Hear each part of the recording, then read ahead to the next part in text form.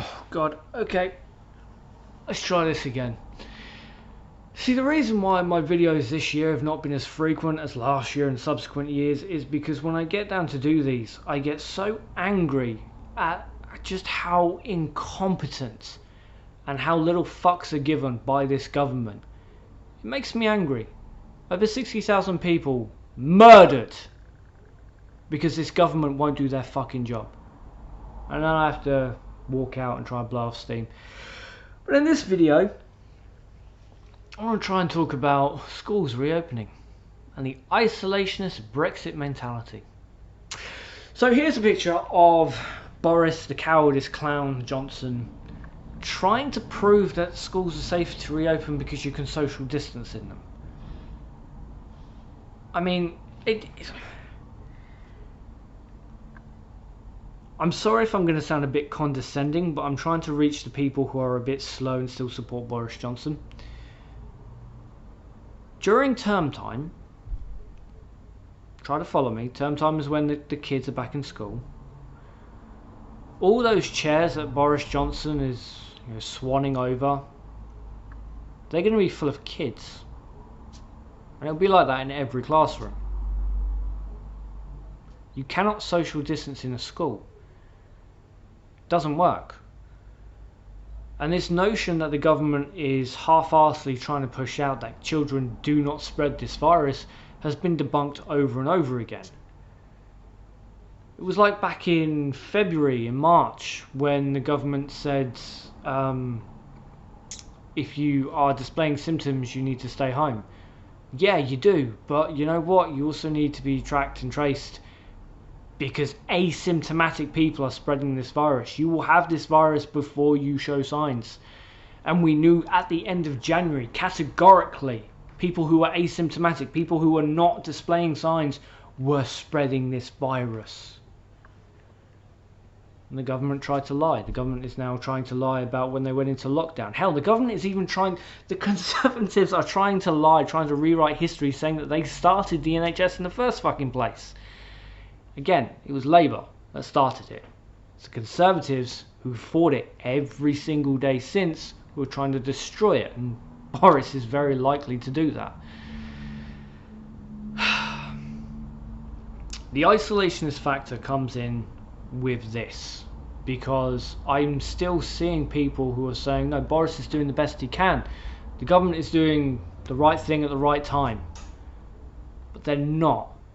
And only an isolationist would think that, because all you have to do is sit back and think, well, we're the worst in Europe. Why?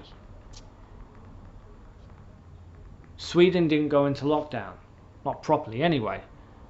So why is it we're better than they are when you start to equate the numbers and population density and everything else? There are reasons why we are the worst in Europe. There are reasons why we have done so badly. And it's not because someone has to come last.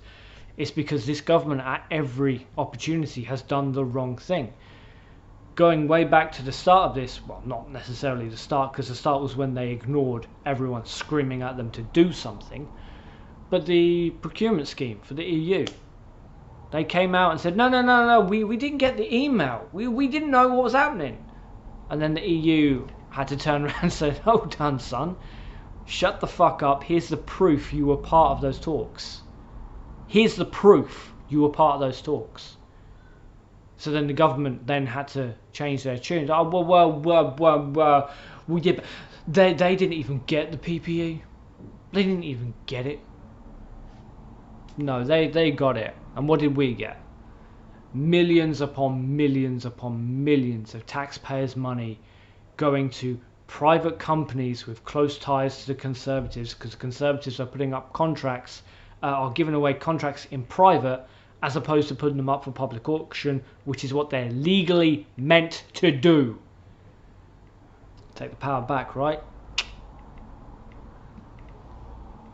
And the public money is going to friends of the Conservatives. I mean, hell, this year you had a Tory minister blatantly steal from the public. And when he was asked, well, are you going to resign out of shame, you fucking thief? No, of course not. Of course I was going to take that money. But it's okay, because at least the other team didn't get it. Eh? That's our government. When it comes specifically to schools, we can see what happens when you're in such a shit state and you try to reopen schools. We can see that when we look at the US, in Georgia. Georgia opened schools and had to quickly shut them and go to virtual learning because of photos that emerged from the students showing just how fucking ridiculous it is. And then there was a massive spike of COVID cases in those areas. Because again, you can't social distance in a school. Johnson doesn't want to open schools because he's worried about the educational damage that's being done to our kids. And I fully acknowledge this. I mean, just because you're quite clever doesn't necessarily mean you're a good teacher. There are millions and millions of parents out there who are quite clever but not necessarily good teachers, and it's not a slight on them, but there needs to be standards with education, and this year obviously we've not been able to get that. And then there's kids who haven't been able to do the home learning that schools have put out because they can't get online. Either they haven't got the money to buy tablets or phones, which should tell you everything you need to know about the Conservative government, or the schools themselves have been given the wrong software by the government. Now, if I use software that's not intended for me, that's me taking it on my own risk. But if a school does it, they are all fucked. So they can't take that risk. This government is not one that is doing the right thing for the people. This government is a bunch of shit show charlatans who haven't got a fucking brain cell between them. They've been caught with their hand in the cookie jar and they're telling you it's them foreigners. You got to watch out for them on the dinghies. That's the problem. No. Because it's not the foreigners stealing my money and giving it to their mates. It's Boris Johnson, Dominic Cummings, Rishi Sunak, Matt Hancock, Piri Patel.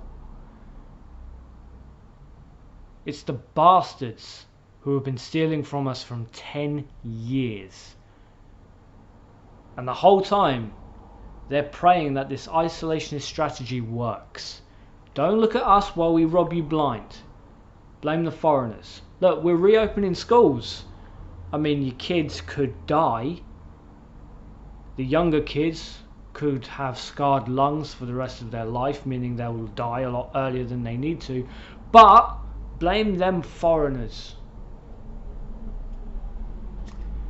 Take accountability for who we vote for. This past election, Conservatives got 43% of the vote. That was enough to give them a massive majority. And even without that, Conservatives have been in charge for 10 years. Everything that happens because of them. Austerity hasn't worked, and there is not an economic expert that says it would.